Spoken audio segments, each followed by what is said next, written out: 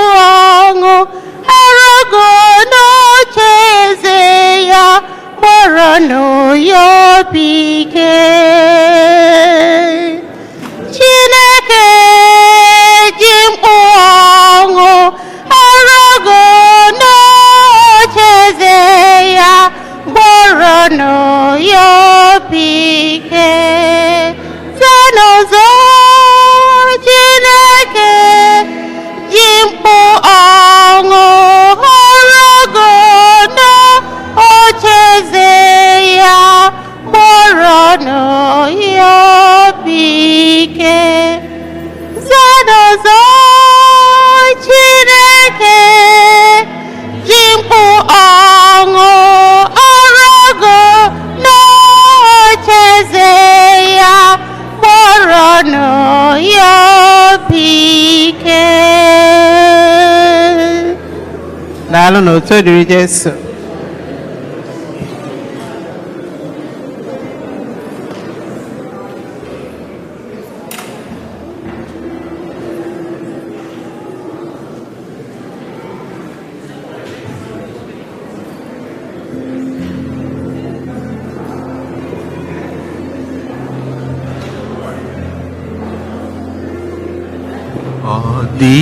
Diakaya Emmanuel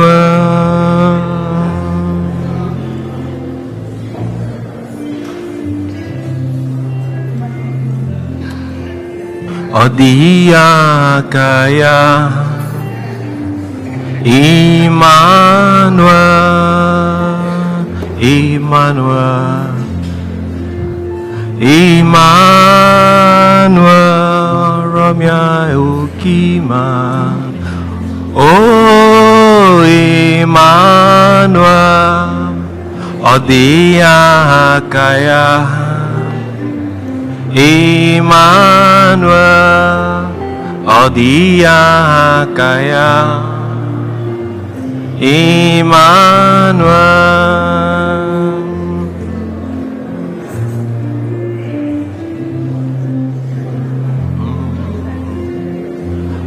ọhụrụ n'anya onye ime eluigwe n'ikpuwe elu m okpueze n'ihi na ọhụrụ m n'anya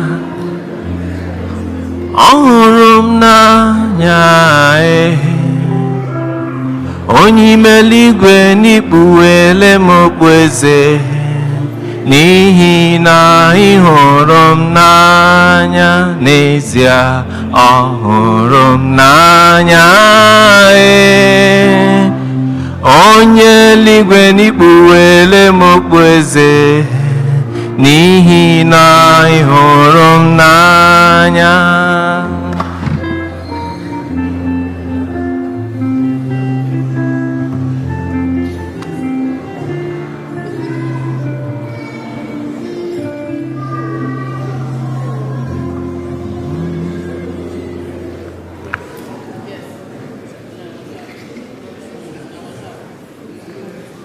Otodini Jesu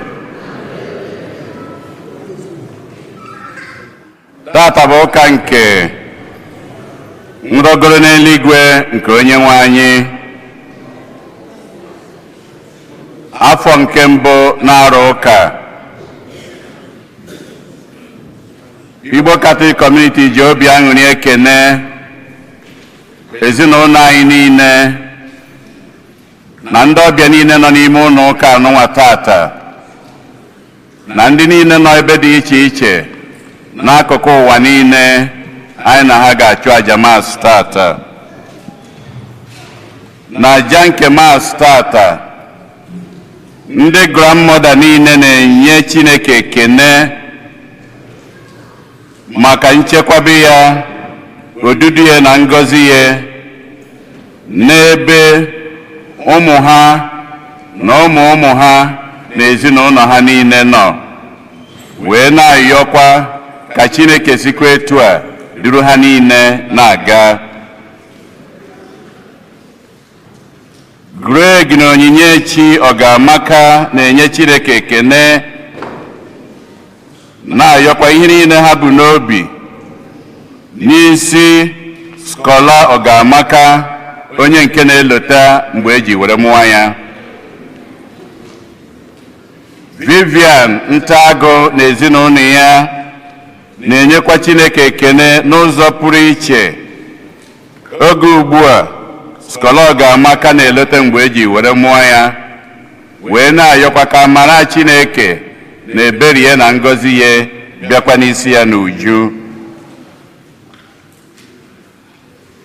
Celestine na Fidelia Njoko na ezinụlọ ya na-enye Chineke ekene na-ayọkwa ngọzi Chineke amara ya na odudu ya n'isi Celestine Njoko onye nke na-elote mgbe eji were mụọ ya, na Victoria Njoko na-ayọkwa ngọzi Chineke amara ya n'isi ezinụlọ ha. Tony na Ịma Ikebodu na-enye Chineke ekene na-ayọkwa ngọzi Chineke amara ya na odudu ya n'isi Skọla Ọgamaka oge ugbu a ọ na-elota mgbe eji were mụọ ya. Helen Egbuniwe na-enye Chineke ekene n'ụzọ pụrụ iche maka ebere ya ka o si wee mee ọya nke bịara ya na mberede were etu a wee werekwa ọsọ were jebe. O wee na-ayọkwa ka Chineke si etu a na-agọzikwa ya wee na-agọzikwa Skọla Ọgamaka onye nke na-elota mgbe eji were mụọ ya. Ezinụlọ Omeakụ na-ayọ ngọzi Chineke amara ya na odudu ya n'isi Skọla Ọgamaka oge ugbu a ọ na-elota mgbe eji were mụọ ya. Ezinụlọ Ogoke na-eji ike na-ayọ maka mkpụrụ obi Luke Sunday Ejike. Reginald na Ifeyi Nweze na ezinụlọ ya na-ayọ maka mkpụrụ obi Anthony Obidi Okeke. Felix na Teresa Anugwuom na-ayọ maka mkpụrụ obi nwa Felix Agụolu Anugwuom. Nne na nna Ikemdi na Chinwoko na ndị ezinụlọ nwoke niile na-ayọkọ maka mkpụrụ obi Ikemdi na Chinwoko. Ka mkpụrụ obi ndị a niile nwụrụ anwụ anyị kpọpụtalụ, ka mkpụrụ obi ndị niile kwenụ gara aga.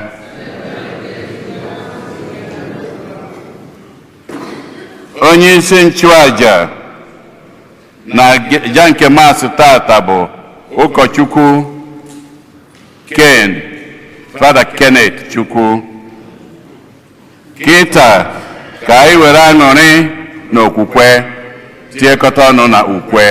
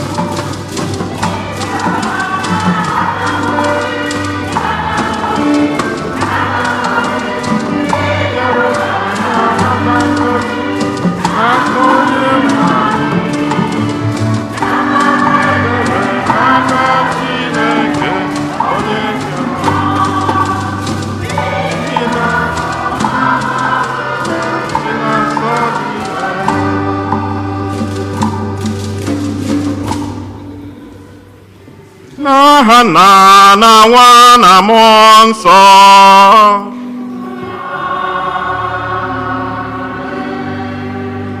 Ka ngọzi nke Onyenwe anyị Yesu Kristi na ịhụnanya nke Chukwu Nna na ịdịkọ n'otu nke Mmụọ Nsọ na-enye dịrị unu niile.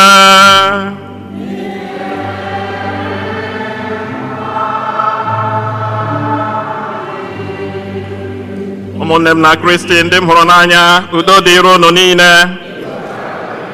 Unu abọọla chie.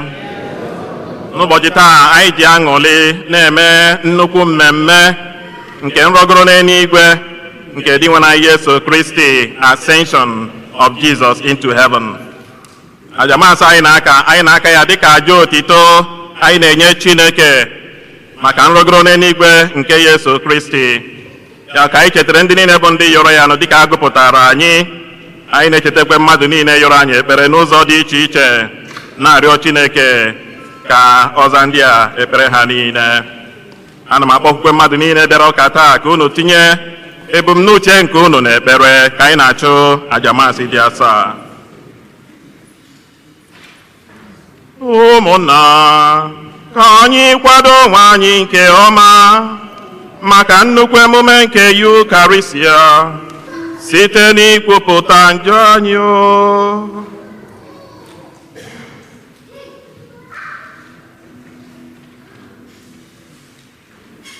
Onye bịara n'ụwa ịzọpụta ndị lụghara elugha, onye nwe anyị mee ebere.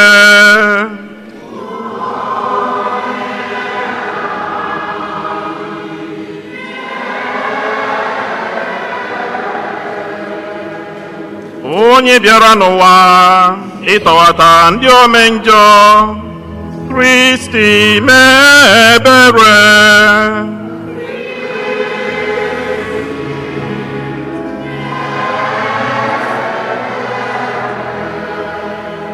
Onye nọ n'aka nri na-arịọtara anyị Chukwu arịrịọ, onye nwe anyị mee ebere.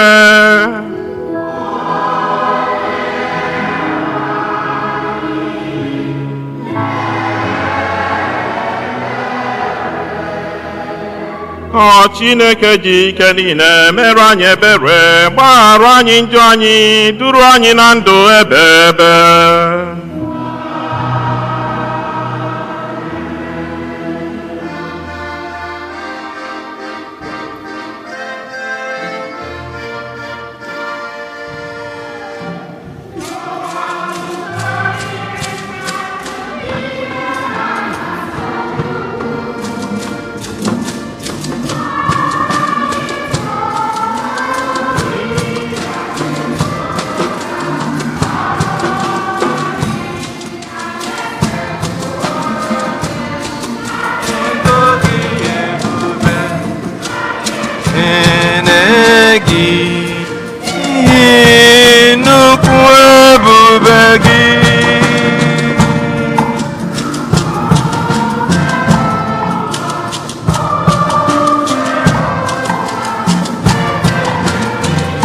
Igwe Chukwu na jike niile,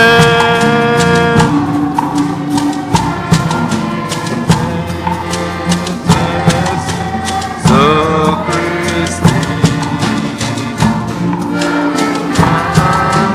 Chineke mụrụ osebuluwa Chukwu Chukwu Chukwu, nwatụrụ nke Chukwu, ha nke nna, onye na-ekpochapụ njọ nke ụwa, mere anyị ebere. Onye na-ekpochapụ njọ nke ụwa, na-anarịrị anyị. Onye nọ n'aka nri nna, mere anyị ebere. N'ihi na nsọ gị dị ya nsọ, nsọ gị bụ dị nwenụ.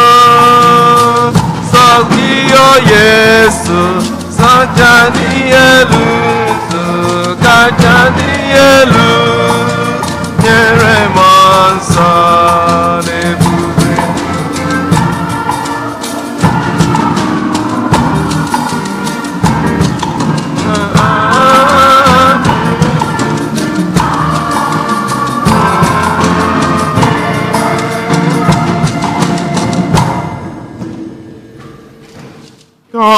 anyị rịọ arịrịọ.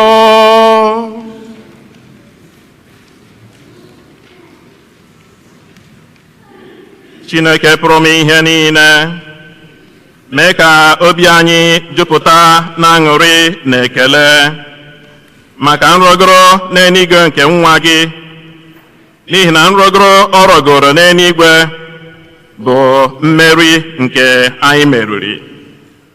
Ebe onye isi anyị buru anyị ụzọ gawa, anyị ndị bụ akụkụ nke ahụ ya nwere nchekwube na anyị ga-eso ya bata n'otito site na dị nwe n'anyị Yesu Kristi nwa gị, onye gị na ya dị ndụ na-achị n'ịdịkọ n'otu nke mmụọ nsọ Chukwu site n'ụwa tụ ụwa niile.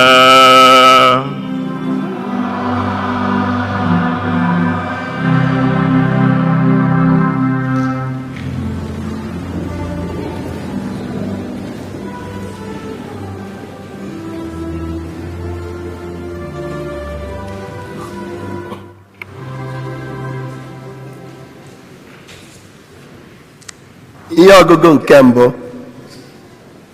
Ihe ọgụgụ ewetara n'akwụkwọ ọrụ ndị ozi isi nke mbụ amaokwu nke mbụ wee ruo na nke 11.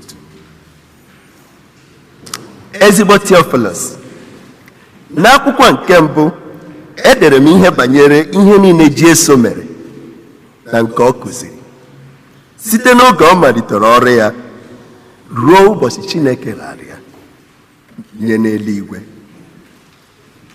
Ma tupu Yesu arịgoro n'eluigwe, o sitere n'ike nke mmụọ nsọ kụziere ndị ahụ ọ họpụtara bụ ụmụazụ ya ihe omimi dị iche iche. Mgbe ọ hụsịrị ọnwụ o gosiri mmadụ ndị onwe ya 10 ụbọchị 4 n'ụzọ dị iche iche na-adịghị na ngọpụ na o biliela na ọ dị ndụ. N'oge a Yesu nọ na-akụziri ụmụazụ ya ihe banyere alaeze Chineke. Mgbe ya na ha zukọrọ, o nyesiri ha iwu ike sị, unu esikwala na Jerusalem pụọ ugbu a, kama cherenụ nkwa nke Nna nke unu nụrụ n'ọnụ m. Unu mana Jọn ji mmiri mee ndị mmadụ mmiri Chukwu, mana Chineke ga-eji mmụọ nsọ mee unu mmiri Chukwu n'oge na-eteghị aka. Ya mere, mgbe ndị ụmụazụ ahụ gbakọrọ, ha wee jụọ Yesu sị, onye nwe anyị, ọ bụ n'oge a ka ị ga-enyeghachi Izrel alaeze?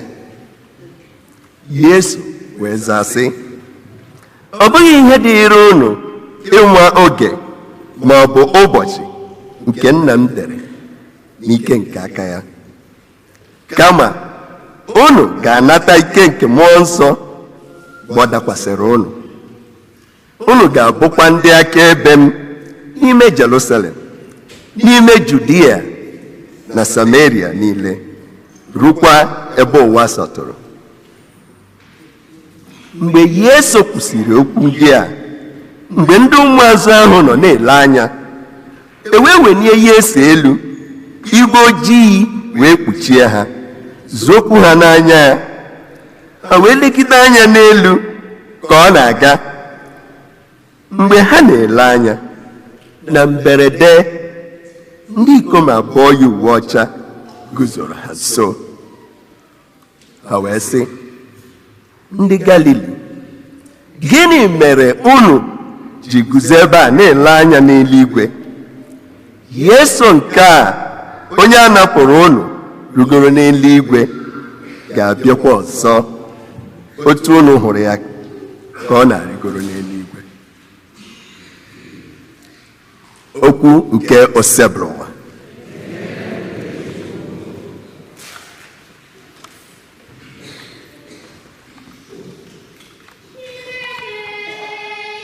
Ọṅụ eru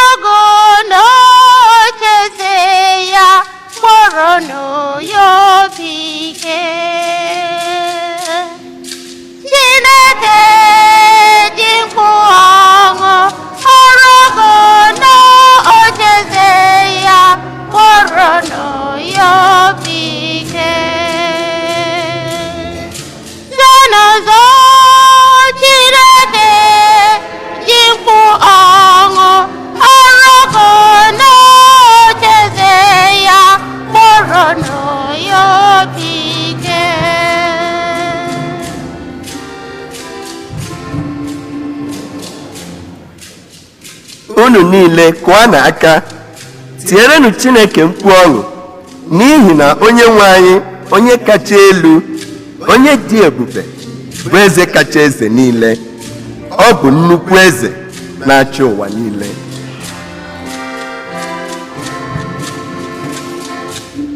Chineke jikwa ọṅụ ọlọgọ n'ocheeze ya gbọrọnụ ya obi ike. Ọ bụ n'ụzụ mkpu ọṅụ ka Chineke na-arọgo n'oche eze ya. Ọ bụkwa n'ụda opi ike ka o ji agbago.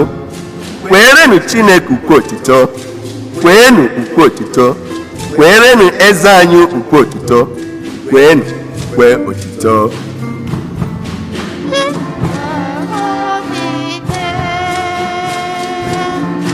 Chineke jikwa ọṅụ ọlọgọ n'ocheeze ya gbọrọnụ ya obi ike. N'ihi na Chineke bụ eze na-achị ụwa niile, ọ na-abụ otito. Chineke bụ eze na-achị mba niile. Chineke nọdụrụ n'oche eze ya dị nsọ.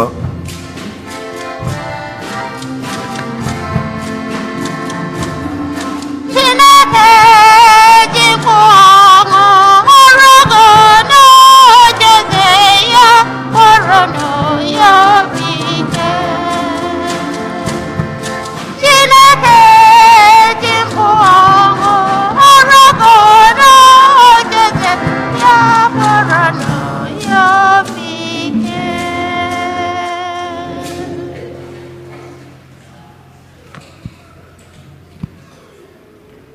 Ihe ọgụgụ nke abụọ. Ihe ọgụgụ ewetara n'akwụkwọ ozi nke Pọl dị asọ degara ndị Efesọs. Isi nke mbụ, amaokwu nke 17 ruo na nke 23. Ana m arịọ Chineke nke onye nwe anyị Jesu Kristi bụ nna nke ebube ka onye ụnụ mmụọ nke amamihe na nke mkpughe, ka o kpughere ụnụ ihe niile banyere Chineke ka ụnụ wee mara ya. Ana m arịọkwa ka Chineke meghee anya nke obi ụnụ ka ụnụ wee hụ ihe, mata ihe bụ olileanya nke dị n'ọkpụkpọ ọkpụrụ ụnụ, matakwa ụdị akụ nke nkwa ahụ dị ebube nke o kwere ndị nsọ ya, matakwa na nnukwu ike ya na-enweghị atụ na-arụsi ọrụ ike n'ebe anyị bụ ndị kwere ekwe nọ. Ike a Chineke na-etinye n'ime anyị bụ otu ike ukwu ahụ. O jiri mee ka Kristi si na ndị nwụrụ anwụ bilie, mekwa ka ọ nọdụ n'aka nri nke ike ya n'ebe kachasị elu nke eluigwe. N'ebe ahụ ka Kristi nọ bụrụ isi na-achị ọchịchị niile na ịbụ isi niile na ike niile, na ịbụ onye nwe mmadụ na aha niile ụmụ mmadụ na-ahụta na-asọpụrụ.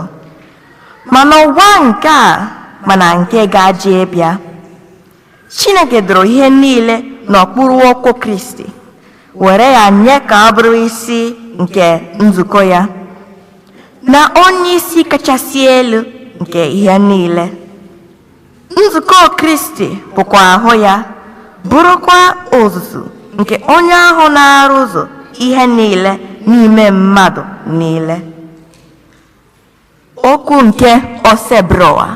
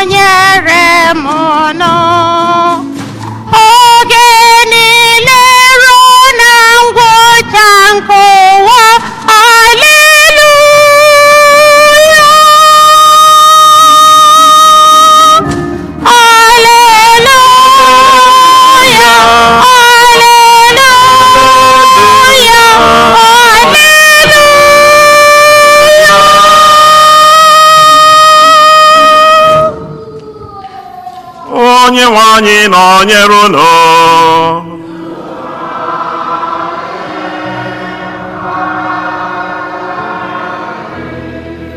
Ihe ọgụgụ nke ya si n'ozi ọma dị nsọ nke Matiu dere.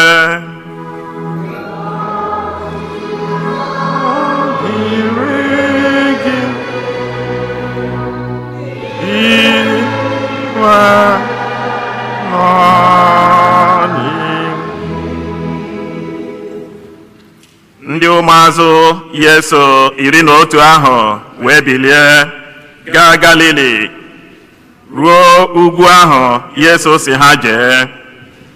Mgbe ha hụrụ ya, ha kpọrọ ya isi ala, ma ụfọdụ nwere obi abụọ. Yesu wee bịakwute ha gwa ha okwu sị, Chineke ewerela ike niile nke dị n'eluigwe na nke dị n'ụwa nyefee m n'aka. Ya mere, gaanụ mee mba niile ka ha bụrụ ndị na-eso ụzọ m, na-emenụ ha mmiri Chukwu n'aha Nna na Nwa na Mmụọ Nsọ. Kụzierenụ ha ihe niile m nyere unu n'iwu.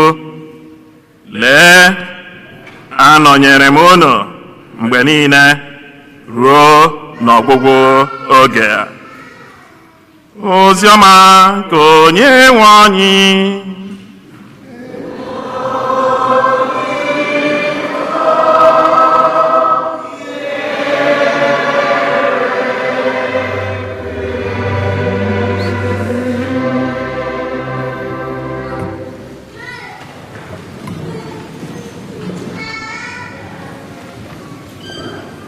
Oto dịrị Yesu.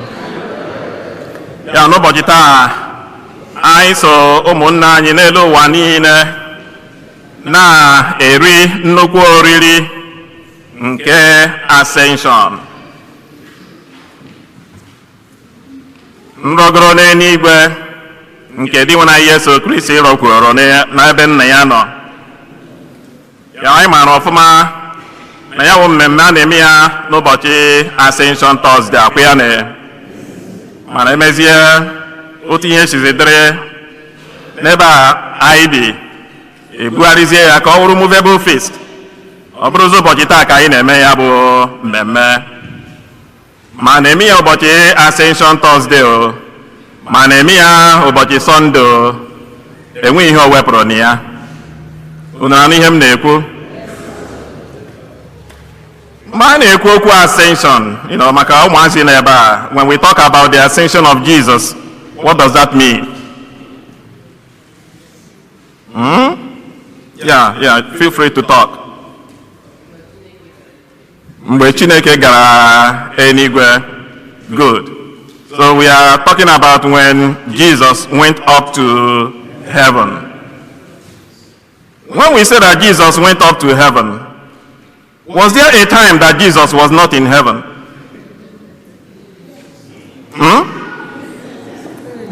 The children are saying yes. Ndị okenye ngwanụ.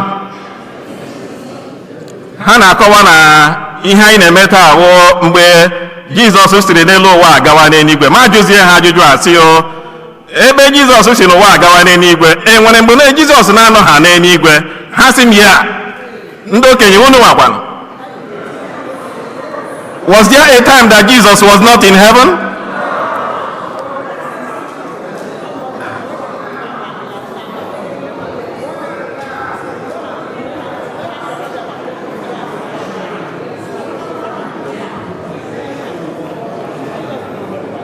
Anyị na-ekpe chaplet akwụ ya.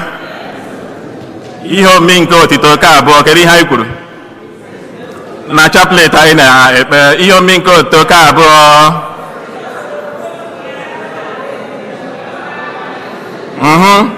Ka o ruru ịhapụ ụwa, Yesu were oto nke ya ragoro n'ala eze eluigwe wee nọdụ n'aka nri nnukwu ihe omimi. But I'm still coming back to my question again.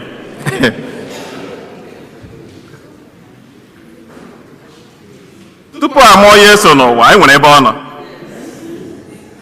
mgbe ọ nwụziri elie ya enwekwara ebe o mere gịnị o jewere. So to clear that confusion again, was there a time that Jesus was not in heaven?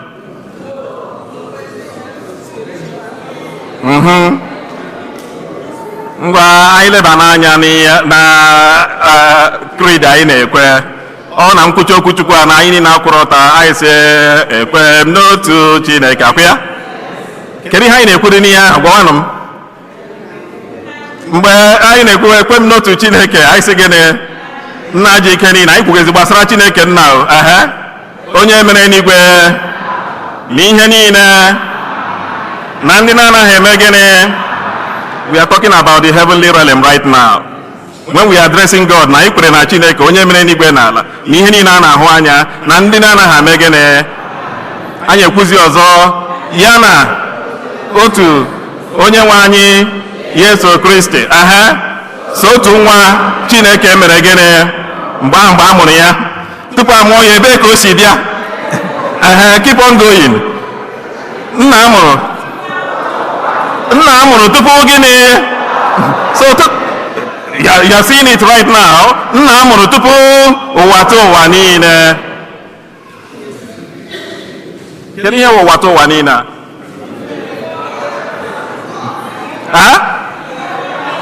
Before ages. Na-asụrụ m bekee. Kedu ihe ụwa tụ ụwa niile a? Ụwa tụ ụwa niile wụ ebe na-enweghị oge, enweghị time, enweghị space. Unu na-aghọta ihe m na-ekwu? No space, no time, it is eternal. Enweghị ebe ahụ ihe anyị na-ekwu na ọ ebe Yesu nọ.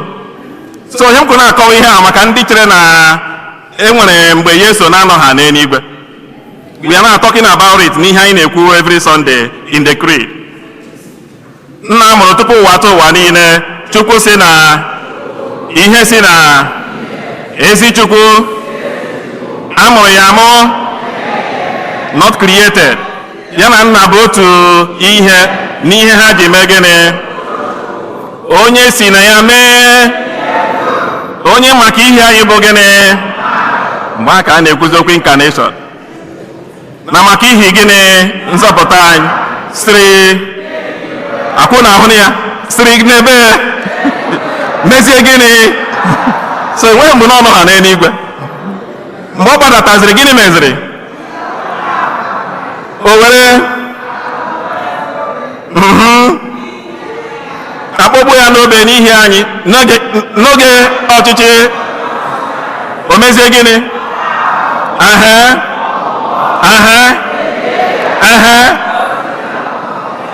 Ma o bilitere n'ụbọchị nke ka akwụkwọ nsọ si mee gịnị? O mezie gịnị? Mezie gịnị ọzọ?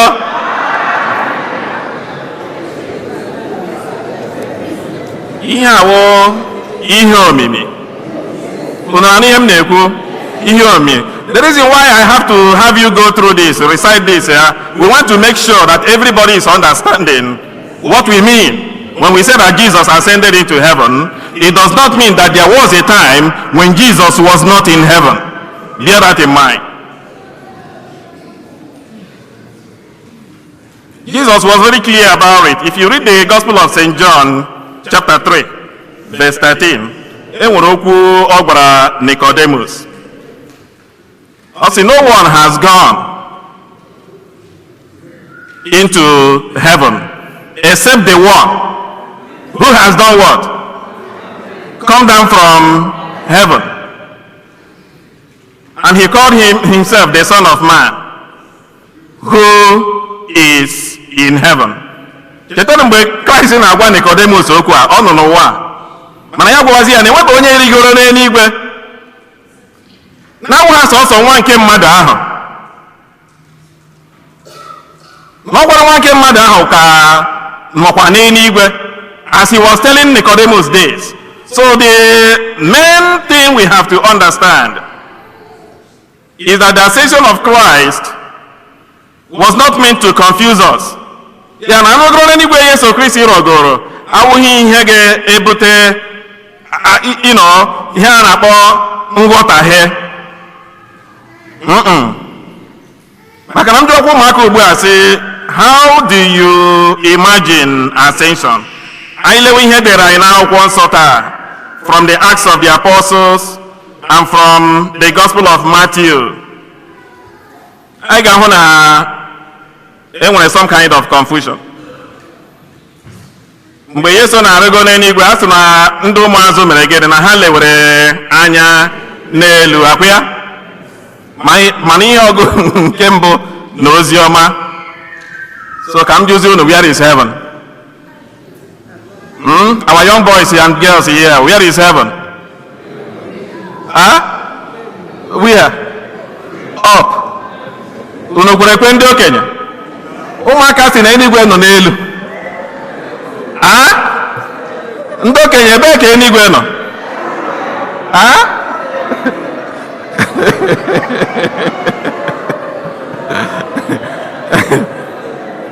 So ihe anyị gụrụ ebe a taa may be very confusing, maka na ọ ihe a ka a na-eji eche sị eluigwe nọ na were ni space shuttle gawa n'elu elu, ịgakata yo ị ga-ahụ eluigwe ebe a. You will only be seeing the galaxies, every kind of planets out there, but you will never see that this is the abode of God, because God is above space and time. So ebe ọbụla ị ga-aga with any instrument is still constrained. Ma enwere gravity ebe ahụ, ma enweghị gravity ebe ahụ, as long as ahụ gị ka n'ofu ebe, you are constrained by space and time. And so ascension is not to confuse us with where heaven is, because our young people are thinking that heaven is up there. What happened today is the way that Jesus is trying to introduce us to something that is very, very, very important. A small something that is what? Important. Maka na mụ na gị ghọta ascension, anyị aghọtala ihe niile n'ụka. Ndị mmadụ nọ na-esogharị ya oge o siri n'ọnwụ bilie, ya pụta ebe a, ya pụta ebe a, ya pụta ebe a. Mana ọ bụrụ na anyị gee ntị n'ihe Acts of the Apostles gwara anyị, a sị na mgbe ahụ o si n'ọnwụ bilie, ọ nọ na-akọwara ụmụazị ya gbasara gịnị? Mgbe na mgbe ọ bịara mee appear to them, kedu ihe ọ na-akọwara ha gbasara ya? Ọ na-akọwara ha gbasara the kingdom of alaeze eluigwe. Ọ na-akọwara ha the reality of the kingdom of God, ka ha ghọta ya ọfụma. So his ascending into heaven is a way he's trying to make the disciples understand ma ọ wụzi ha nwa ka this mission of proclaiming about the kingdom of God is now entrusted to them.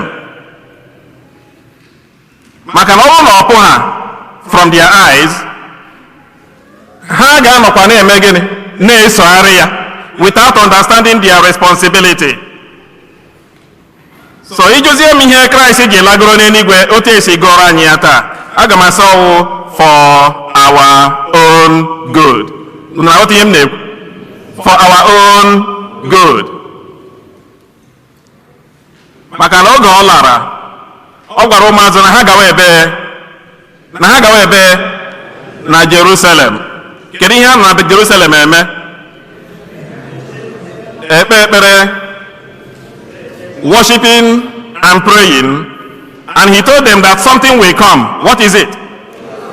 Na mmụọ nsọ ga-eme gịnị? Ga-abịa. Na ha nwetazie mmụọ nsọ ahụ, there will be the second Jesus. Na ha ga-akpawazi agwa ka ya. So ọ bụrụ na ile anya n'ihe Luke dere n'ihe ọgụ nke mbụ na Acts of the Apostles, maka na Luke dere Acts of the Apostles, akwụ na aghọta. So Luke sị ile anya ihe o dere, ọ pụrụ ụzọ rụtụ aka gbasara gospel o dere na ya dere gbasara ihe Yesu mere bido mgbe a mụrụ ya ruo mgbe e mere gịnị ọ lagoro n'eluigwe. That is the Gospel of Luke. Then the Acts of the Apostle awụrụzie second part of the Gospel. Acts of the Apostle awụrụzie ihe ụmụazụ mere n'aha Yesu, because they were given the Spirit. Mmụọ nsọ ha dakwasara ụmụazụ meziri ọrụ mgbasa ozi ọma ji gawazie ebe niile, and that is the reason for the ascension. Maka na ọ bụrụ na Kraịst ka nọ na ahụ ya n'ụwa, ọ ga-ara mụ na aga ahụ, maka na onye ọbụla ga na-achọ ebe ọ na-akwụ ya. Ọ bụrụ Palestine na ịgba plen gawa ebe ahụ, ọ bụrụ Israel ka ọ na ịgba plen gawa ebe ahụ, unu ga-ahụzi na ụmụ ogbenye agaghị enwe ohere ịhụ ya. So ihe ọ meziri bụ he now entered into the realm of God. Maka na Yesu Kristo ọ bụ Chukwu ka ọ bụ ha Chukwu? Mgbe ọ lagoro n'eluigwe, otu esi ka oziere anyị ata isi gụpụta na creed bụ ọ lagoro n'eluigwe n'ọdụ n'aka nri Chukwu Nna. Ịnọ n'aka nri Chukwu Nna bụ atụ akwụkwọ nsọ si kọwara anyị that he is reigning with God. Ebe ọ bụzi Chukwu, ascension na-akọwaziri anyị the reality ya bụ na Yesu Kristi n'onwe ya nọzi na alaeze nke Chineke. Ebe a ka ọ nọzi dịka onye isi ọchịagha na-enyeziri mụ na unu gịnị aka site na mmụọ nsọ mere gịnị o nyere anyị ka ọ bụrụzie na anyị nwa abụzi ndị ga-eburu ya bụ ozi ọma mee gịnị gbasaa. Do you believe that? Ị natala mmụọ nsọ a na-ekwu okwu ya? Ị natala mmụọ nsọ a na-ekwu okwu ya? Ndị mere baptizim natara mmụọ nsọ, mana mmụọ nsọ anụwa a na-enyekwazi anyị ya n'ụzọ pụrụ iche. Oge mụ na gị mere ihe a na-akpọ ịkọ aka na isi, ime gịnị confirmation. Ndị na-emebe confirmation ebe a welie n'aka elu. Very necessary. Ihe m kwere ekwu ihe a maka nne na nna. Ụmụaka unu ruo oge eji eme confirmation, uru mee ka eshọ na ha mere gịnị, maka na ebe a ka esi anatazu mmụọ nsọ. Anatazuzie ya bụ mmụọ nsọ, nwa abụrụzie onye ga-akpa ike n'aha Yesu site n'ịgbasa gịnị ozi ọma. Ihe ọzọ ascension na-akọwara mụ na unu bụ the reality of the kingdom of heaven. Kingdom of what? Heaven. A na-ekwu na heaven is real. Enwere otu catechism si jụọ ya sị, kedu ihe Chineke kwadoro ndị hụrụ ya n'anya? Asị gịnị? Anya emebe gịnị? Ntị emebe gịnị? Nke ọ na-ekwe uche mmadụ nghọta ihe Chineke mere gịnị kwadowere ndị hụrụ ya n'anya. In other words, ascension is reminding us that where Jesus is, all of us will be there one day. Unu kwere ekwe? Ebe ka Yesu nọ n'eluigwe. A na-akọwara anyị na mụ na gị was a candidate for heaven. So in other words, ascension is then trying to let us know about this truth, that there must be some kind of existence when me and you die that is above and superior to what we are right now. Otu am na ebe a ekwu okwu Chukwu a, enweghị otu ị ga-esi gaa Fara Kenneth anọghị na Enyi Ọra Church ekwu okwu right now. Otu am nọ here na-ekwu okwu. I can never be everywhere at the same time. O doro n'anya. Mana na ndụ mbilite n'ọnwụ, you have that power, you know that. Ana m arụ n'ụlọ ọgwụ. So oge ụfọdụ ana m agụ most of the reports a na-enye, especially physicians na-enye gbasara near life experience. You know, ndị patients who were almost coming to the end of life and then came back to life again and were able to tell their stories. So oge ụfọdụ m nọrọ n'ụlọ ọgwụ asị code blue, ana m aga na-ele otu esi eme ya bụ ihe CPR bum bum bum bum ha lee onwe ha anya ya dị ha ka anyị kwesị nọ oge ụfọdụ m sị ha give this person a little bit of chance ebidokwa so that ka ọ wụrụzie o mewere ma chi ekwe ha ọ wụrụzi na onye a nwụọna ya wụrụzi na ọ nwụọna n'eziokwu mana ọnwụ nke imetụ obere sizi ka izu ike. And the reason why I do this is because I have been reading all these experiences of people who actually died in the hospital but eventually came back to life again. And they were able to record their stories. So one of the physicians who kwuru gbasara ya was his patient. You know, I was a teenager that came in trauma. And then when she came in, they saw already that she was dead. She wasn't breathing. No pulse, no nothing, no gag reflex. And then they started CPR. As they were doing that CPR, one of the specialists came in, and then one of the physicians also who saw that specialist said, "Thank you for being here." And they continued. Eventually that pulse came back. And eventually this patient survived. And then this patient began to tell her story. And she was saying that when they were doing CPR, she was hanging, looking at them doing that. And she was able to recall with vividness. Each of the physicians that came in was able to point to the physician who told the other physician, "Thank you for coming."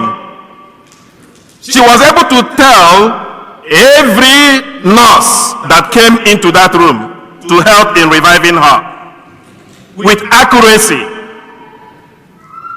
And above all, she was able to tell them that while they were doing that, she was able to get out of the hospital building and pointed to them that if they go to the 7th floor, on the window, there is a sneaker that is red. And they went up there and saw that sneaker. Which means he was able to get out of this physical body.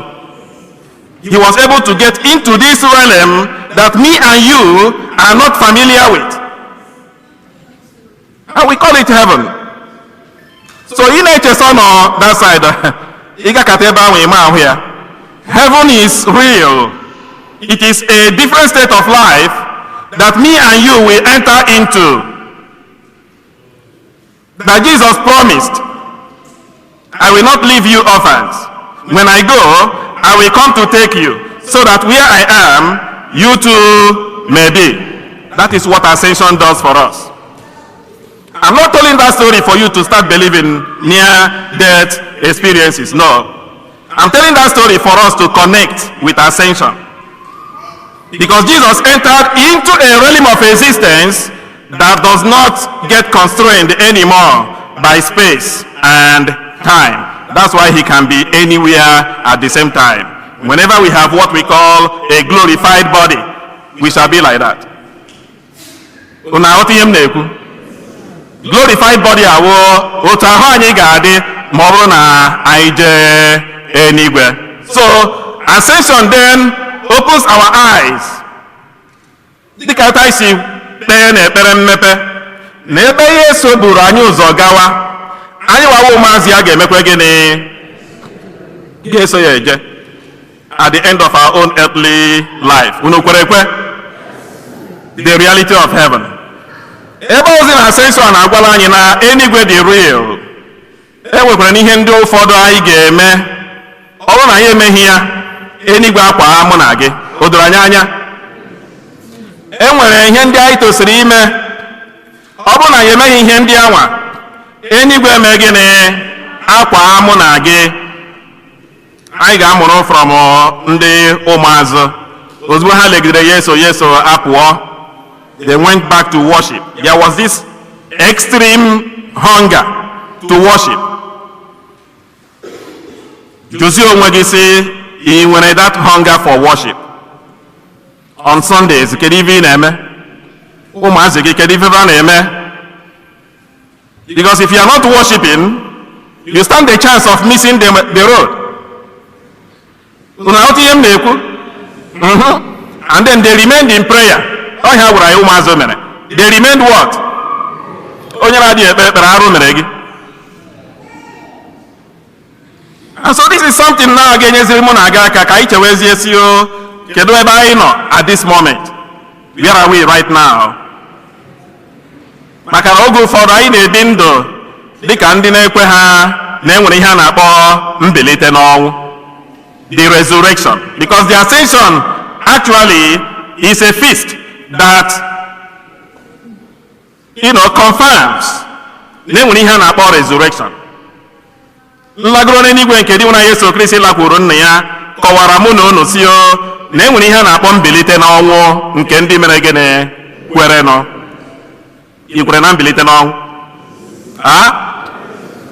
Maka na ụfọdụ ihe m na-ahụ ugbu a gosikwa na some people are not really very familiar when the church teaches about the resurrection of the body. Onye kpọrọ m ya na ụmụnne ya na-enwe nghọtahie, ya na-ewe iwe n'oge mama ha nnukwu nwụrụ. Ha niile agbakọ, mama nnukwu si mee cremation, so they did cremation. Unu ma ihe cremation na-akpụ ya mmadụ nwụọ, onye na-achọ ka elie ya elie, ọ sị kpọọ ya ọkụ ka e werezi ntụ ya mee gịnị lizie somewhere. So oge emechaziri cremation, ebutezie on ebe ntụ nwaanyị a nọ, ha niile ekpebie na agaghị eli ya eli. Onye ọbụla ewere spoon kuruki ya. Otu a ka esi divide ya grandma. Onye ọbụla ji mpekele grandma na-alaje na bịa, enwezi ebe eliri grandma. Onye nke a bịakwutere m na-asị m lekwa ihe mere grandma, ọ na-ewute ya na ụmụnne ya aghọtagaghị ihe chọọchị na-akọwa gbasara mbilite n'ọnwụ. Ọ dịghị agwazi m ihe asị ya, your siblings never understood about the resurrection, and because we don't have any idea about what resurrection is, that is the reason why we have to divide grandma as if we are sharing meat. Dịka anụ family gburu ekeri onye ọbụla, so onye ọbụla jide nke ya, then ijikatazi ya owe gị ịkwafuo ya. Resurrection is something that we all are aspiring to. Maka na otu esi kụziere anyị na catechism, life has a purpose. Life has what? Life has a purpose. Catechism jụrụ si maka gịnị ka Chukwu ji kee gị? Anyị zaa gịnị?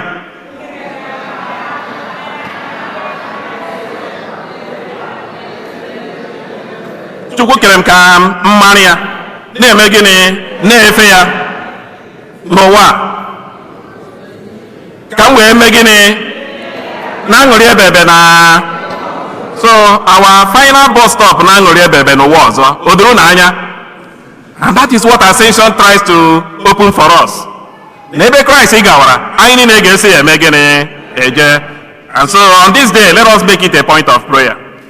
Yọkene Chineke si ya biko mepekene akọ na uche anyị ka anyị ghọta ihe a, so that anyị na-ebizi ndụ dịka ezigbo ndị otu Kristi. Anyị marazie na enwere ebe anyị mere gịnị? Enwere ebe anyị je.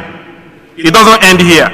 Ma anyị okwerekwe ma anyị ekwe ha, existence does not end here. There is somewhere we are going, and that is the purpose why God created you and me. Onye nwere ntị ya mee gịnị? Ya nụrụ. A word is enough for the wise. Oto dịrị Yesu.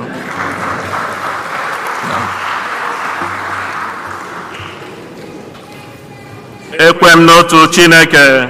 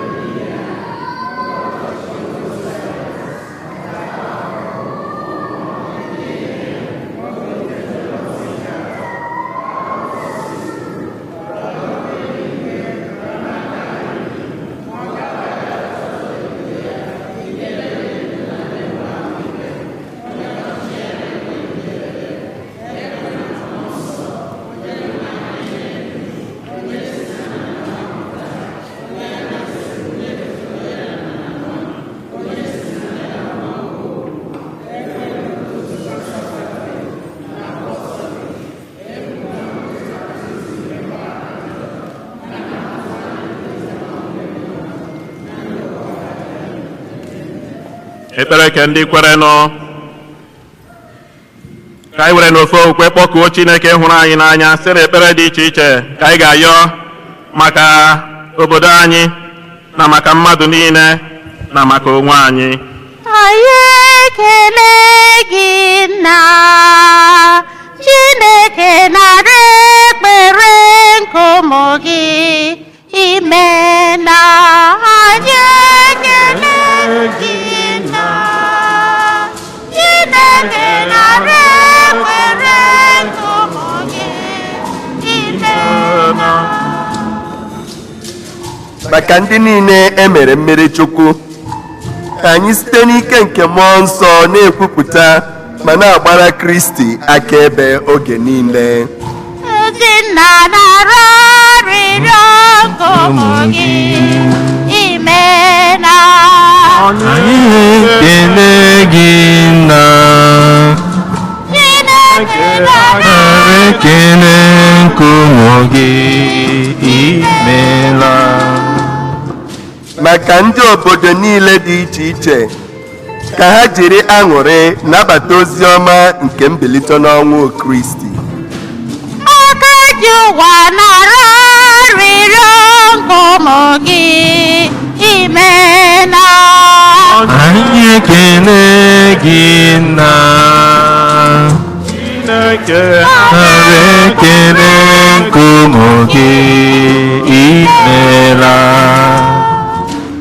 maka ndị ọrụ ahụike ka ha jiri obi ọcha na-arụ ọrụ nke nlekọta ndị ọrịa n'ebe dị iche iche nke ha na-arụ.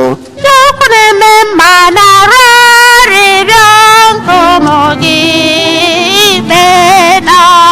anyị ekele gị nna Chineke Nara ekele nke ụmụ gị imela. maka ndị ọgbakọ okwukwe anyị na St. Eugene ka anyị nwee ịhụnanya ebe Kristi nọ ma jiri obi anyị nabata ya. Nna na-eme mma nara arịrịọ nke ụmụ gị ime na. Anyị ekele gị nna Chineke nara ekele nke ụmụ gị imela. maka ndị okenye ndị ọrịa na ndị ihe na-esiri ike ọkachasị ndị aha ha dị n'akwụkwọ ekpere anyị ka Chineke zute ha nọnyere ha n'ọnọdụ ha dị iche iche. onye ebere nara arịrịọ ndị nke gị ime na.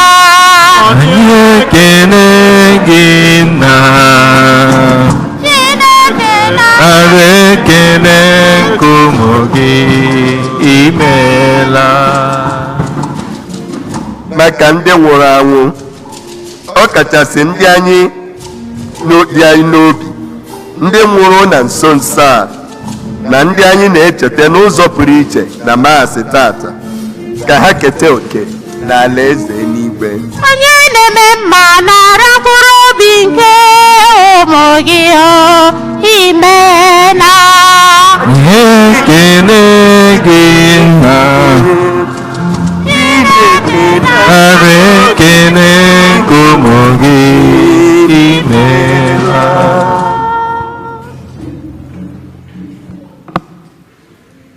O Chineke ji ike niile biko were ebere nabata arịrịọ niile nke anyị bụ ụmụ odibo gị hụnyere gị na ekpere ke ndị kwere na nke anyị ji okwe wee butere gị. Ewezuga gị enweghị ihe anyị pụrụ ime na ndụ anyị. Biko mezuoro anyị karịa ka anyị rọrọ gị n'ekpere ugbu a site na Kristi inwe n'anyị.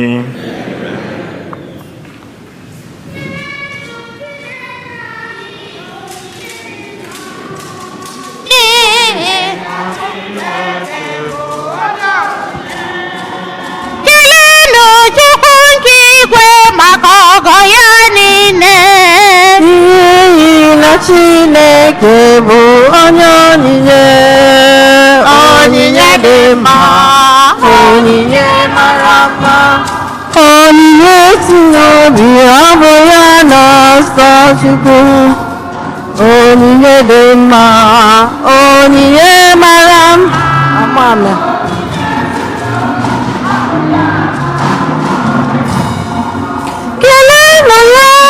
kelee ya maka obi ebere n'ihi na Chineke bụ onye onyinye.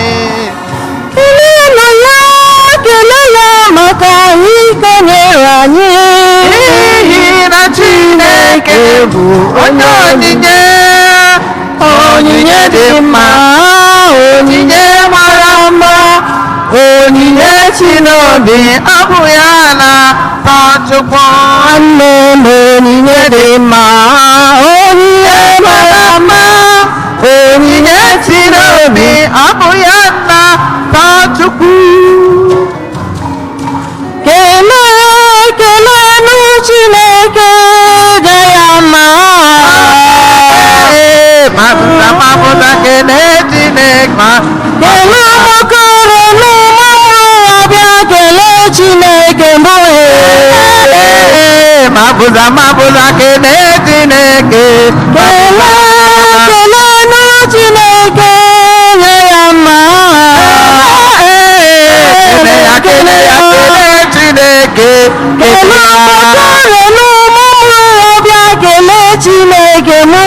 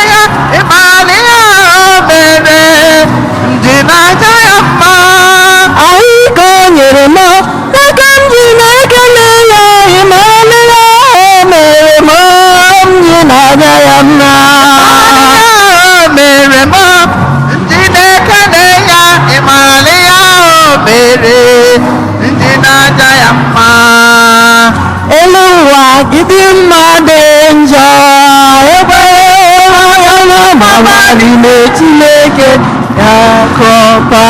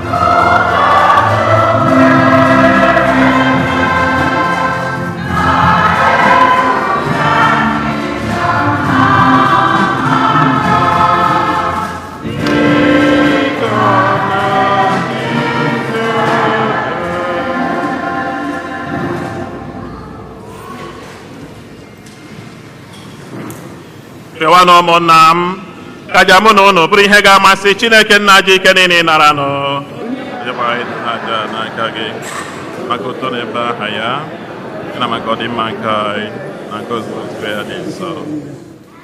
Onye nwe anyị, biko nara onyinye na arịrịọ nke anyị bụ ndị kwerenụ site na aja nke a dị nsọ na ofe nsọ anyị na-efe gị.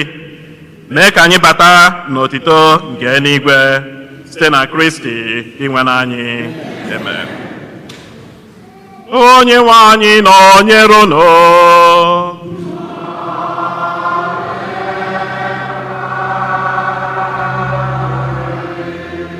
Welite n'obi elu.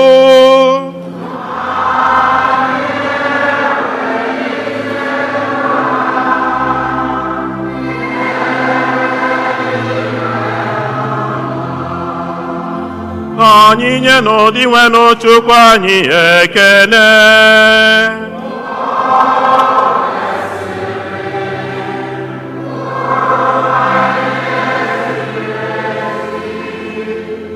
O kwesịrị ezie bụrụkwa ihe ziri ezi na-azọ ndụ na anyị ga-enye gị ekele oge niile na ebe niile, o Nna dị nsọ, Chineke ji ike niile, onye dị ụwa ta ụwa site na Kristi dị nwe n'anyị, onye mgbe o sitere n'ọnwụ bilite gosiri onwe ya n'ebe ụmụazụ ya niile nọ, wee rogoro n'eluigwe ka ha na-ele ya anya iji mee ka anyị keta oke n'ịbụ Chukwu nke ọ bụ. N'ihi nke a, anyị na-eso igwe ndị mmụọ ọma niile nke eluigwe na-eto ebube gị oge niile n'ukwe na-asị: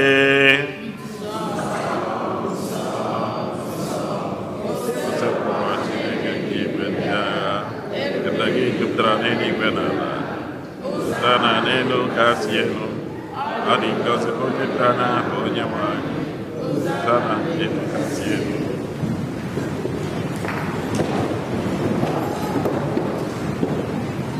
Nna, ị dị nsọ ezie, sọ gị na-edo ihe dum nsọ. Anyị na-arịọ ka ido onye ndị a nsọ site n'ihukwasa ha mmụọ gị, ka ha wee ghọrọ anyị ahụ na ọbara nke onye nwe anyị Yesu Kristi, onye bịara tupu edunye ya n'ọnwụ nke o jiri aka ya were nara, were achịcha nye gị ekele na otito, nyawa ya nye ya ụmụazụ ya sị: naranụ m nke a, rienụ ya unu niile, nke a bụ ahụ m nke a ga-eduru nye maka unu.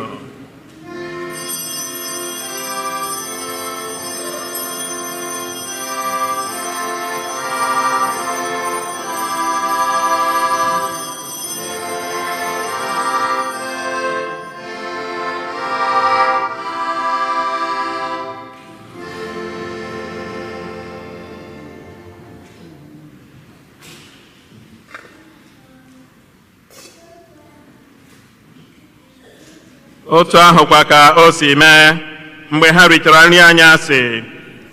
O buru iko mmanya nyekwa gị ekele na otito, bunye ya ụmụazụ ya sị, naranụ nke a, ṅụọnụ ya unu niile.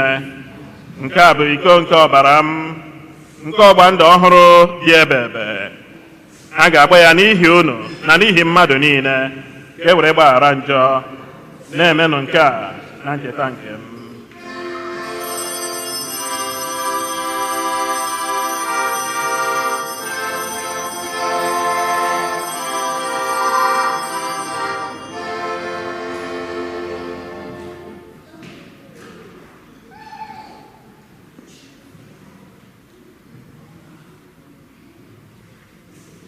Ka anyị kwupụta n'ihe omimi nke okwukwe anyị na-eme ugbu a. Anyị na-ekwupụta ọnwụ gị, na-egosikwa mbilite n'ọnwụ gị, o Kristi, ruo mgbe ị ga-abịa ọzọ. Nna, na ncheta nke ọnwụ na mbilite n'ọnwụ nke nwa gị, anyị ebunye gị acha nke ndụ na iko nke nzọpụta. Anyị na-ekene gị n'ihi na ị kwere ka anyị dị mma ịkwụrụ n'ihu gị na-efe gị. Anyị ji umeala rịọ ka anyị bụ ndị na-anata ahụ na ọbara nke Kristi bụrụ otu site na njikọ nke mmụọ nsọ. Nna, cheta nzukọ gị gazuru ụwa niile, mee ka ịhụnanya gị jupụta ya. Gọzie Pope anyị bụ Francis na Bishọp anyị bụ Jose na ndị ofe ọta gị niile. Chetakwa ụmụnne anyị ndị ji okwukwe wee gaa n'ezumike nke ọnwụ. Kpọbata ha na ndị ọzọ niile nwụrụ anwụ n'ihe nke ebube gị. Biko mere anyị niile ebere ka anyị soro Virgin Maria dị ngọzi, nne nke Chukwu, na ndị apọstụl na ndị nsọ gị niile, ndị mere uche gị n'ụwa were keta ndụ ebebe. Ka anyị sorokwa ha na-eto gị, na-edo gị ebube site na Yesu Kristi nwa gị.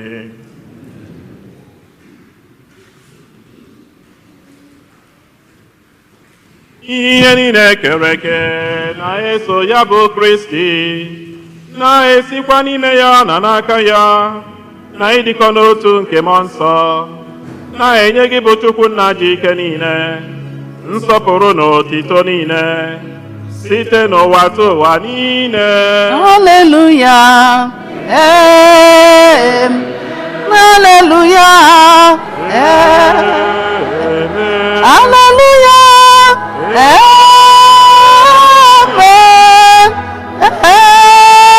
Amen. Amen. Ụmụnna, ka anyị were n'ekpere nọ onye nzọpụta anyị kụziri anyị were kpọkuo Chukwu Nna. Nna anyị nọ n'eluigwe, otuto dịrị aha gị, ka ọchịchị gị bịa, eme uche gị n'ụwa esi eme ya n'eluigwe. Nye anyị tata nri nke ụbọchị anyị, gbaghara anyị mmehie anyị gaa dịka anyị si gbaghara ndị mehiere anyị. Ekwela ka anyị kwenye na nranye, ma zọpụta anyị n'ajọ ife. Zọpụta anyị, anyị na-arịọ gị, o sebụrụ ụwa n'ajọ ihe niile. Were ebere nye udo n'oge nke anyị, site n'inye aka ebere gị, ka a zọpụta anyị na njọ oge niile.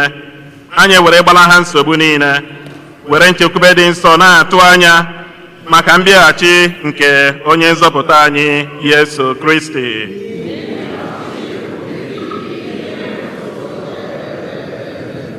Onye nwe anyị Yesu Kristi, onye gwara ndị apọstụl gị, udo ka m na-ahapụrụ unu, udo nke m ka m na-enye unu. Elekwala anya na njọ anyị, kama lekwasị anya n'okwe nke nzukọ gị. Nye ya udo na ịdịkọ n'otu mgbe niile ka uche gị siri chọọ. Gị bụ onye dị ndụ na-achị ebebe ebebe. Udo nke sebụrụ ụwa dịrị unu mgbe niile.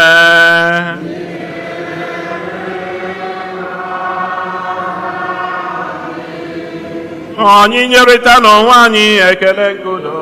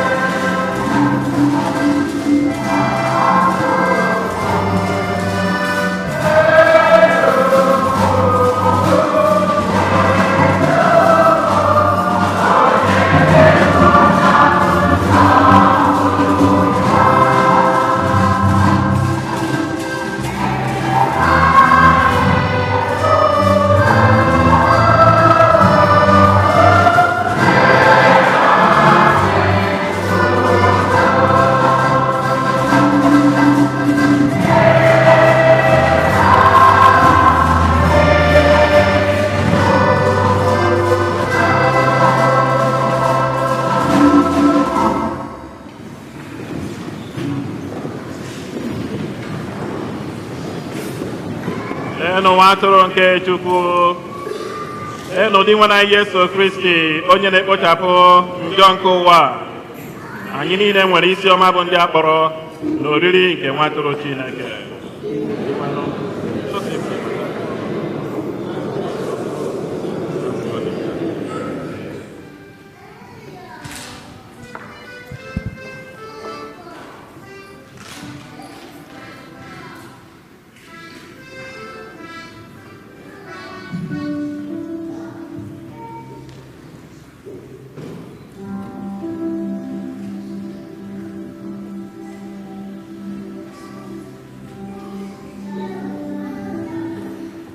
Lord, prepare me a sanctuary,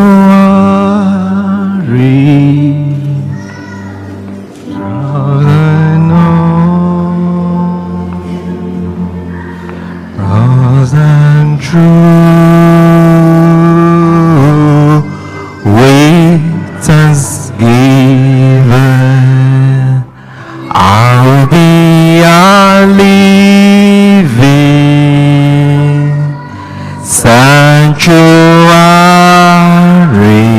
sanctuary for you.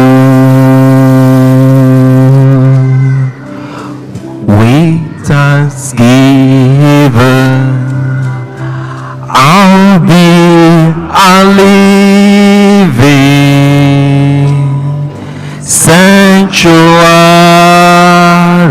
sanctuary for you. Lord, prepare me a sanctuary,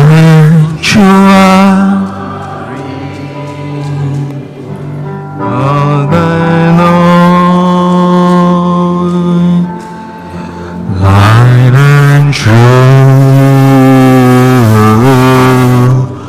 with thanksgiving, I'll be a living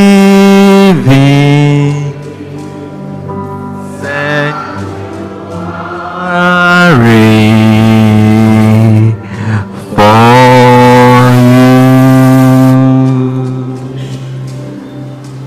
With thanksgiving,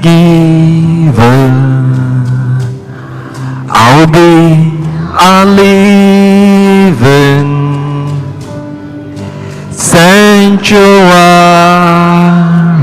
sanctuary for you.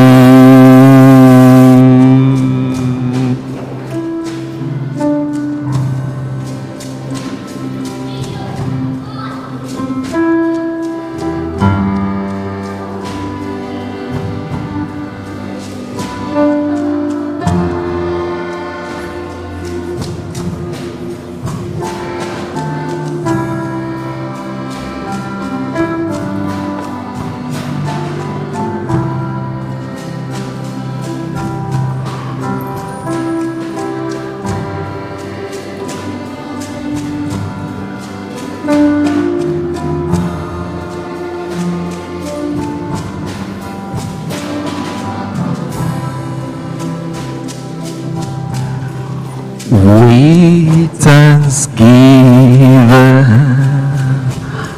I'll be a living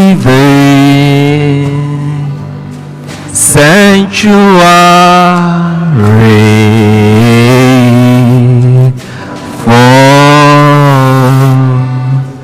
you.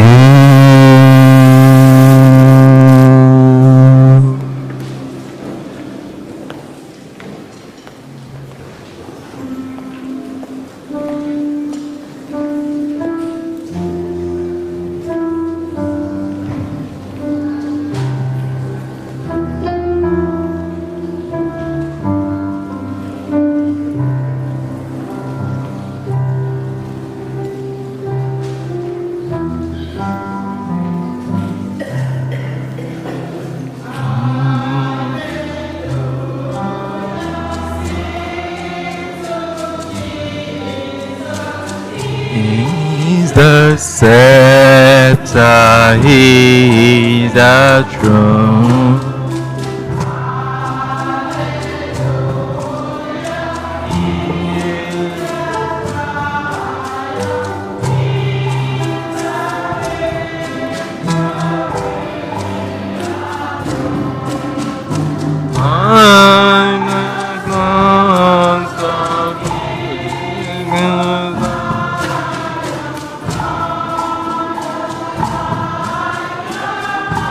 Mighty dawn.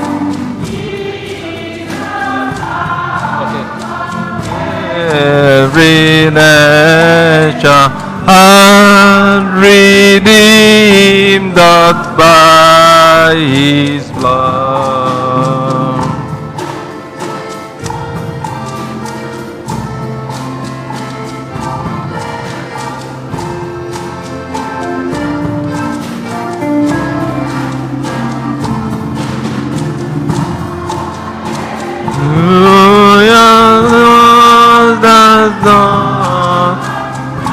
Are we not in sorrow now?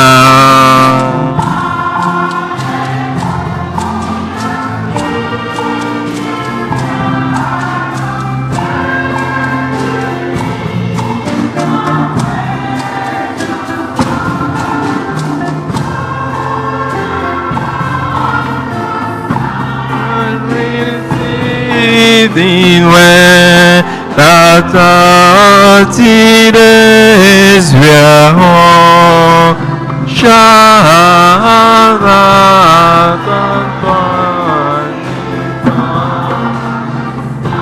I am with you forevermore.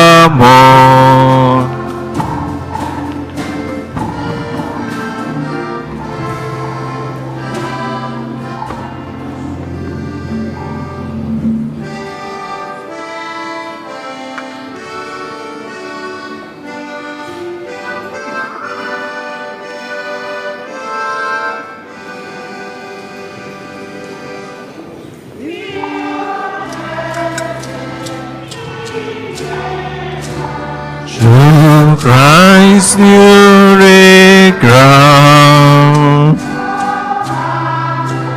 His heaven a new way had found. Sadness sharing before us we go, around preparing our endless repose.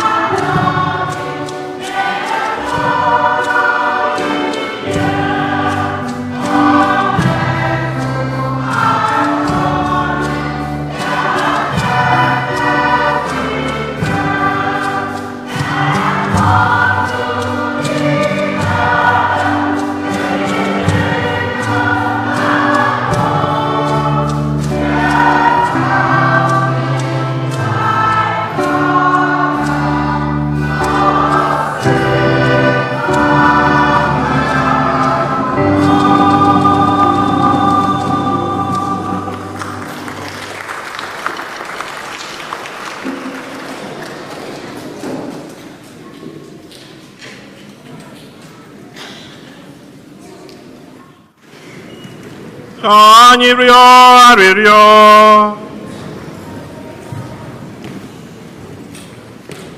Chineke onye nzọpụta anyị, gee ntị nụrụ arịrịọ anyị.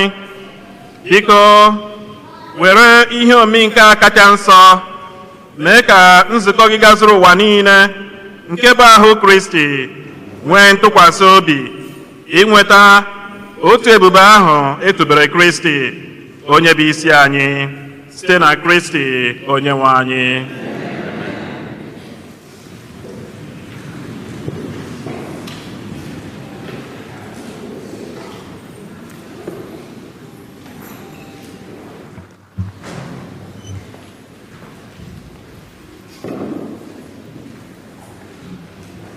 Ana m asị ka anyị kụpụrụ onwe anyị aka n'ụzọ pụrụ iche. Ihe m ji esi ka anyị kụpụrụ onwe anyị aka n'ụzọ pụrụ iche bụ ọ bụrụ Fada Udoji ọsọ unu nọkwa ya, unu nọkwa ya. Ọ bụ unu nwa n'ebe a tata ka St. Eugene ji wee kwụrụ. Unu n'anya unu ya afụ na ụlọ ụka anyị ghere oghe. Ndị ahụ ewere ha n'ebe a tata. Ihe ọ pụtara bụ CME dịka nwanna nwoke Amuchie si wee kwu, Christmas, Easter, Mother's Day ejibọsị anwa ama ndị bụ ndị ụka. Gwa ndị niile ha na-abịara ụbọchị ụka ọtọka anyị ma o ya adịkwa mma ka ha si etu a na-abịa ụka ọbụla ọkwa n'eziokwu. Ya bụ ka anyị ziri ha ozi na anyị ka nụ ya na anyị na-eme ya na-aga n'iru. N'otu aka nwakwa the young lector onye nke gụrụ ihe tata, kedu ihe afọ m ya n'azụ n'ụka. The young lector, come out here.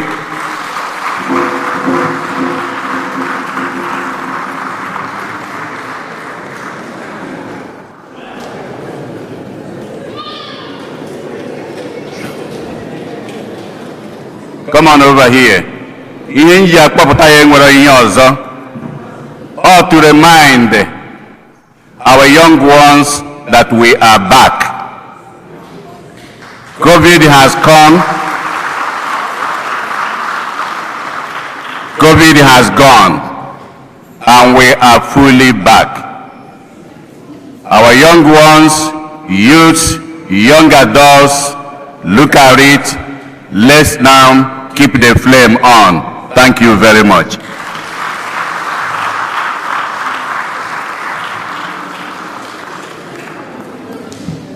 Anyị na-elotakwa maka ANEC nke anyị na-ama ọkwa ya.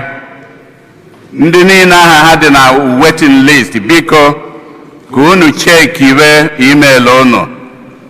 Unu nwere ike kpọkwuo ndị isi anyị onwe ozi ọbụla na-abịa na ha ya eme ka unu malụ, maka na oghere na-apụta ozigbo ozigbo. A na-ekwu ka icheki ebe a within 24 hours or 48 hours. Unu nwere ike metụtara skola, metụtalụ onye isi anyị Amade, metụtakwalụ Kalista Ezeokoye. Ndị a niile unu metụtalụ ha, ha ya agwa unu ihe unu ya eme. Nke a bụ maka ndị young adult na ndị youth. Agbasa unu nwere ya choir practice, agbasa ụka ozigbo. Young adult a na-elotekwara unu next Sunday on the 27th. Unu ya enwekwara ya Zoom Bible study. Oge unu ya eji were nwe ya Bible study on Zoom. Mana agbasa ụka tata ndị ụka anyị na-ayọ unu ka anyị gbakwa mbọ support our young and youths, young adult and youths. The ha nwere sales ha today. Ka anyị gba mbọ na-enyekwara ha aka na support ha. Ndị Holy Spirit Charismatic Renewal na-asị ka anyị bịa soro ha nọlịa.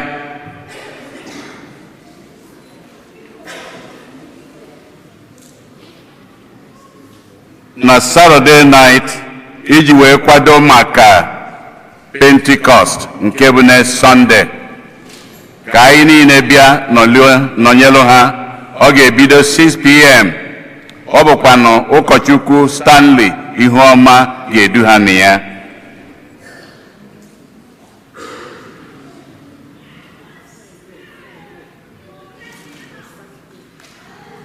Ụbọchị ụka gara aga emere ka anyị mata na anyị na-akwadosi ike, letere anyị na anyị na-akwadosi ike efu na anyị je pilgrimage. Ọ bụghị November, but most likely next year April. Ekere m akwụkwọ maka ya. A na-emekwa dị akwụkwọ update ka etinye make sure na onye isi anyị nọ na ya. Akwụkwọ ahụ aka njikwe ndị fọrọ na ndị chọrọ ya, ndị mmadụ na-eweli ya ka ịgazie information niile dị na ya, iwere onwezi ajụjụ ị nwere ejụa.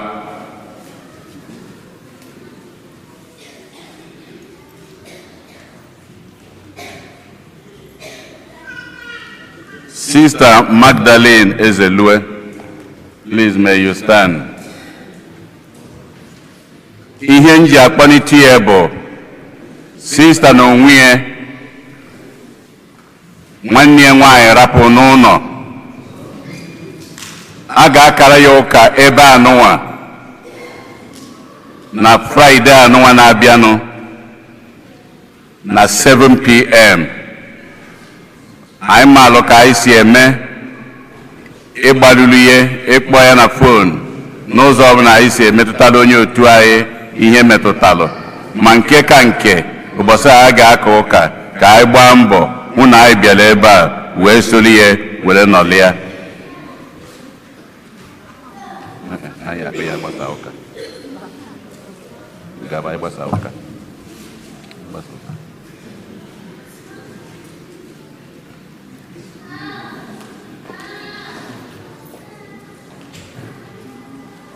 Akwụkwọ anụnwa nji ebe a bụ akwụkwọ ukwe.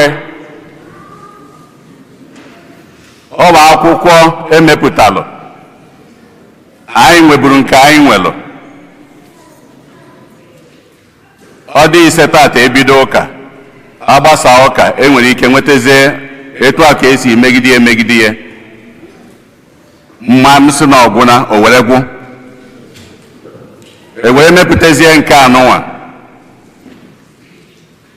Ihe a na-ayọ bụ anyị nwere copies maka ndị na-ajụ mgbe aha kedu ihe eji ime ya etu anụnwa, na o nwere nke ha nwere na onwe ha nke ha debere n'ụlọ. Oge ụfọdụ ndị mmadụ a na-akpọ m na ya onidiri akwụkwọ ukwe. Kịta emeli ya ka o lute anyị aka. Ụnụ fọ ya $25. Emetala ya. Enwere kọpị one ma one. Ndị niile chọrọ ya nọ ụnụ gbaa mbọ ka ụnụ fụ Emilia Mmụọmega, biko kwụrụ ọtọ. Ụnụ gbaa mbọ fụ ya. Ndị niile chọrọ ya ụnụ gbaa mbọ fụ ya, nweta kọpị nke ụnụ $25 ma nwata ma okenye. Ịchọ iji iwere na-anụ ụlọ ọ tinye na moto, ọ bụrụkwa na ụlọ akwa ka ị na-eje ebe unu ya ekwu ukwe, inwere ya own copy at home.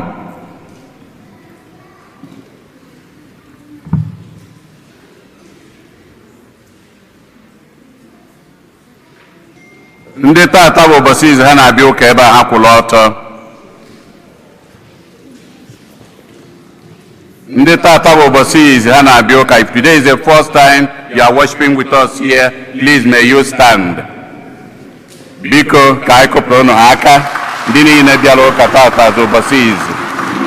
Anytime you are here, anytime you are around, please come back to worship with us. Thank you very much. I will ogere anụwa wee na-ekene ụkọchukwu kala anyị ụka tata du anyị nụ bụ ụkọchukwu Kenneth Chukwu ka anyị kụpụrụ na ya aka.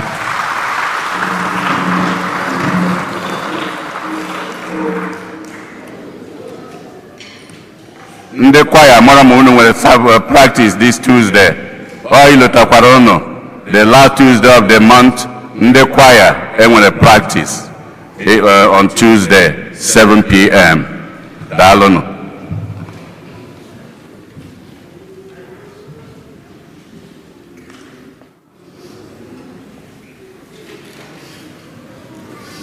Onye nwe anyị nọnyere unu.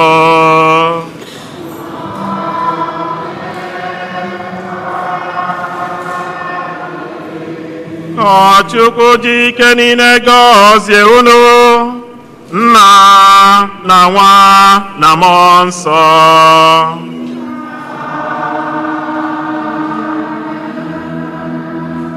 Labanụ misa gwụsịwo.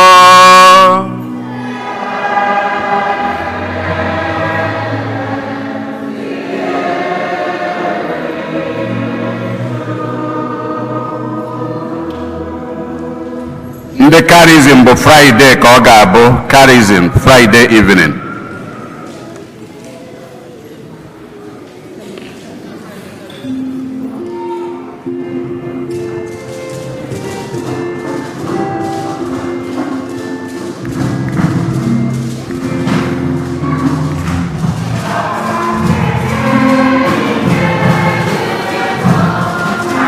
Ozi ya bịa wepụta okwu, ezi ihe bịa mee ya bịa mee eze.